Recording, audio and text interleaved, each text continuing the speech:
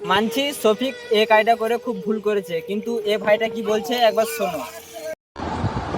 আমি জানি যে শফিকের ভিডিও তোমরা অনেকেই দেখেছো। আমি কিন্তু এখানে একদমই বিচার করতে আসছি না যে শফিক এটা ঠিক কাজ করেছে কি ভুল কাজ করেছে, তার কারণ আমি শফিককে পার্সোনালি একদমই চিনি না। ইনস্টাগ্রাম খুলে শফিকের আমি একটা ভিডিও দেখতে পাই যেখানে ক্যাপশনে লেখা ছিল আমাকে সবাই ক্ষমা করে দাও। শফিক ওই ভিডিওতে বলেছে যে আমার ভুল হয়ে গেছে, আর ওটা আমার 1 বছর আগেকার ভিডিও।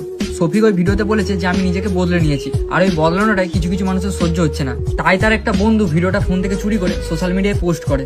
আচ্ছা, শফিককে কি আরেকবার সুযোগ দেওয়া যায় না? তার কারণ সে তো নিজেই বলছে যে আমার ভুল হয়ে গেছে, আমাকে আরেকবার সুযোগ দাও। তার কারণ তোমরা তো তাদের ফ্যামিলি মেম্বার, তোমরা যদি এই খারাপ সময় তাদেরকে গালি দাও তারা তাহলে যাবে কোথায়?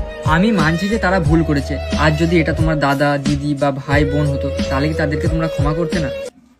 তো শফিককে এই কোনো ভিডিও থেকে কোনো ভিডিও করা চলবে না, শফিককে সাসপেন্ড করতে হবে। কারণ শফিককে আরেকবার সুযোগ দেওয়া হয়েছিল, সে আর তারপরেও শোনেনি, সেই সুযোগটাও হারিয়ে ফেলেছে।